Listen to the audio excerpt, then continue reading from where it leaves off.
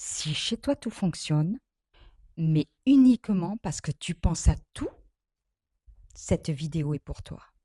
Tu sais, ces journées où en apparence tout roule, les enfants sont bien habillés, les sacs sont prêts, les rendez-vous sont pris, le frigo est rempli, personne ne manque de rien, et pourtant, à l'intérieur, toi, tu es épuisé parce que pendant que tout le monde vit sa journée, toi, tu fais tourner une sorte de tableau de bord invisible. Tu penses aux horaires, aux affaires de sport, au rendez-vous du médecin qu'il ne faut surtout pas oublier, au cadeau d'anniversaire de la petite aussi, à ce qu'on va manger ce soir, à ce qu'il faudra acheter, à ce que tu as peut-être oublié aussi, à demain, à la semaine prochaine. Et même quand tu essayes de te reposer, une partie de ton cerveau continue à surveiller. Et peut-être que tu t'es déjà dit, pourquoi je n'arrive pas à lâcher? Pourquoi je pense toujours à tout? Pourquoi j'ai l'impression que si moi je m'en occupe pas, ça sera jamais fait? Et parfois quelqu'un te répond, bah fallait me demander, hein? Alors oui, fallait demander.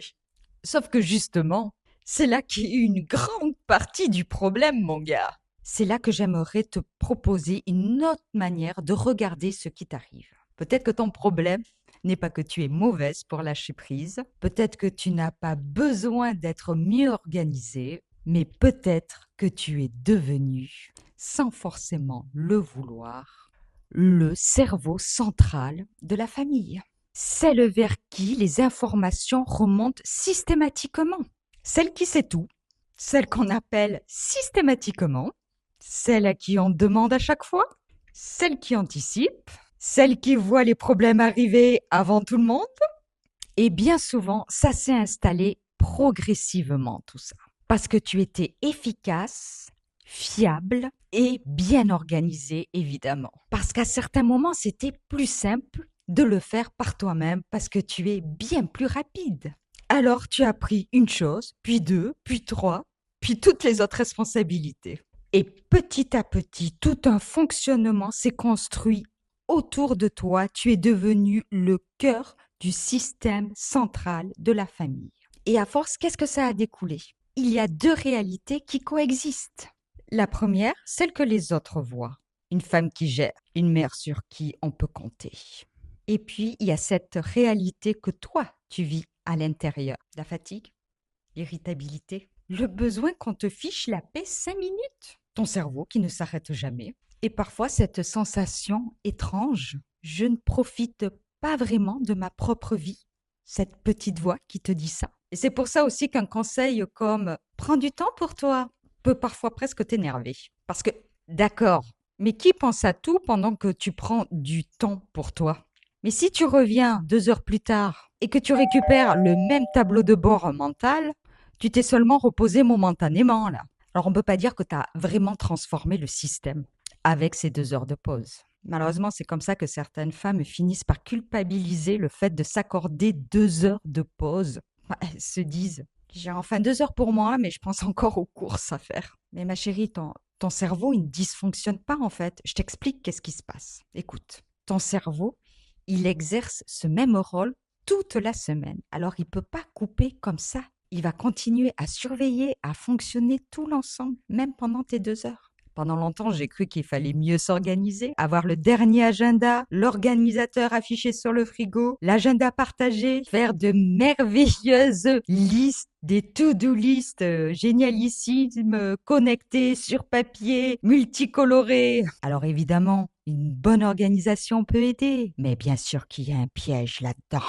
Parce que si mieux organiser signifie faire une liste encore plus efficace, bah tu restes encore au même poste, hein.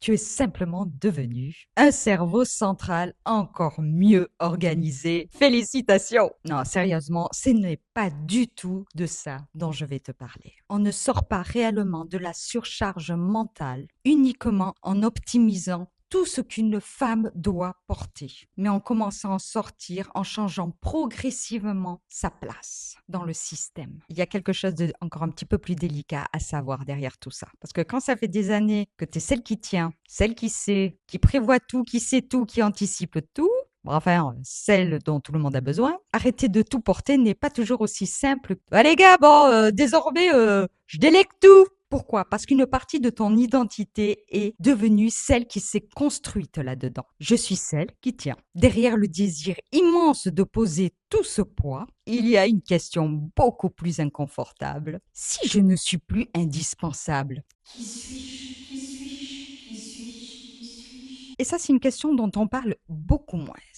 Parce qu'on parle de charge mentale comme d'une organisation domestique, alors que parfois, elle touche aussi ta place, ton identité, à ta valeur, au rôle que tu as pris durant des années. Et c'est pour ça que je ne crois pas aux solutions brutales. À partir de demain, tu ne fais plus rien, ils se démerdent, ils se débrouillent. Parce que dans la vraie vie de famille, avec les enfants, le travail, les contraintes et les années de fonctionnement installées, ça ne marche pas du tout comme ça. Le changement doit être progressif, concret et sécurisant. Et c'est précisément pour cela que j'ai construit la méthode Enfin moi. Pour ne plus te mettre à la fin, elle est construite autour de 4 mouvements. Pas pour devenir une mère qui s'en fiche de tout, et pas pour abandonner sa famille, ni pour en faire plus avec une nouvelle organisation. Le but est de retrouver une place plus juste, plus équilibrée. Le premier mouvement, stopper l'hémorragie. Je suis infirmière. Infirmière un jour, infirmière toujours. Parce que quand tu es déjà épuisé, on ne commence pas par refaire toute sa vie. On commence par regarder où part toute ton énergie. Ce qui t'épuise, ce qui t'envahit, ce qui est devenu automatique, ce qui peut être arrêté, simplifié ou remis à sa juste place avant de reconstruire. Ensuite, on travaille sur le fameux rôle du cerveau central. Et là, c'est beaucoup plus subtil que fallait demander de l'aide. Parce que demander de l'aide te laisse encore responsable. Le véritable changement commence quand la responsabilité est davantage partagée. Pas seulement, voilà ce que tu dois faire. Parce que demander de l'aide te laisse encore responsable. Mais progressivement, cette partie-là n'a plus besoin de passer systématiquement par mon cerveau. Alors ça implique aussi d'accepter que l'autre fasse différemment que toi. Pas forcément moins bien, différemment. Parce que si tu délègues, mais que tu continues mentalement à surveiller, ton corps ne fait peut-être plus la tâche, mais ton cerveau surveille. La troisième partie, c'est reprendre ta place. Et là, on sort du tout le monde d'abord et moi je passe après. Ça te parle? Non, mais parce que beaucoup de femmes ne se sont pas oubliées volontairement, hein. Elles se sont simplement reportées. Quand les enfants seront plus grands, quand cette période sera passée, quand le travail sera plus calme, hein, quand ça sera les vacances. Le problème, c'est que la vie ne devient jamais plus calme miraculeusement. Ou alors, il y a un gros problème. Il y aura toujours quelque chose à faire. Et à force de te reporter, tu peux finir par même plus savoir ce que tu veux. Pas ce qui serait raisonnable. Pas ce qui ferait plaisir aux autres. Pas ce qu'il faut faire. Mais toi, de quoi as-tu envie? Et parfois, la réponse ne vient même plus immédiatement. Parce que ça fait tellement longtemps que personne t'a posé la question, peut-être même toi. Et seulement ensuite arrive quelque chose qui me tient réellement. C'est la quatrième partie. Retrouver du plaisir. Alors, c'est pas forcément un truc incroyable. Oui, l'accent du Sud revient à ce moment-là. Pas partir aux 3 semaines aux Maldives. Je parle de plaisir dans une vie normale de maman. Avoir envie de rire aux éclats. Attendre quelque chose avec plaisir. Se surprendre. Réaliser de vieilles envies. Sentir que ta journée ne se résume pas à réaliser des tâches. Retrouver des petits moments où tu n'es pas uniquement où tu es là. Présente. Vivante. Une femme. Pas uniquement une maman, pas uniquement une professionnelle et encore moins, pas uniquement celle qui tient toute la baraque. Alors aujourd'hui, si tu te reconnais dans cette vidéo, je voudrais que tu retiennes une chose. Ton objectif n'est pas de devenir encore plus performante dans la gestion de la charge mentale, parce que tu es probablement déjà extrêmement performante. C'est de ne plus avoir à tout porter de cette manière et surtout de retrouver une place pour ta propre vie. Sortir de la charge mentale, ce n'est pas avoir moins de choses dans la tête. C'est pouvoir avoir à nouveau de la place pour toi dans cette tête. De la place pour tes envies, de la place pour tes projets, de la place pour ton plaisir, pour ce que tu veux vivre dans ta vie de femme. D'ailleurs, après cette vidéo, je te propose que tu fasses quelque chose. Pas demain ni lundi. Là, maintenant, pose-toi cette question. Qu'est-ce qui dans ma famille passe systématiquement par mon cerveau alors que ça ne devrait pas forcément passer par moi? Une seule chose. Elle ne cherche pas à révolutionner toute la maison dès ce soir, hein. Que ça soit, repères-en une, que ça soit une activité, un rendez-vous, un achat, une information, quelque chose que tu anticipes systématiquement. Et demande-toi, est-ce que je fais seulement cette chose ou est-ce que j'emporte toute la responsabilité mentale? Tu vas peut-être voir ton quotidien différemment. Si cette vidéo a mis des mots sur des choses que tu vis depuis bien longtemps, j'ai préparé une ressource pour toi. J'ai créé un guide autour de la méthode Enfin moi, spécialement pour les mamans en surcharge mentale qui ont l'impression de penser à tout et qui passent toujours à la fin. Tu trouveras le lien juste sous cette vidéo. Tu peux commencer par là, tranquillement.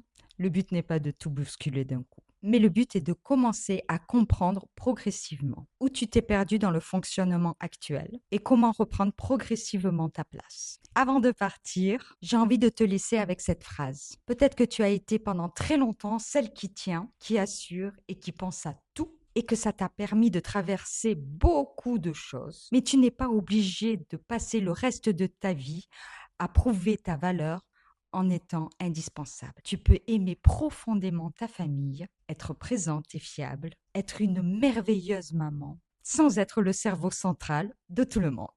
Et peut-être que la prochaine étape, ce n'est pas de faire encore plus, c'est de commencer doucement à te remettre dans l'équation. Enfin toi, on se retrouve très vite.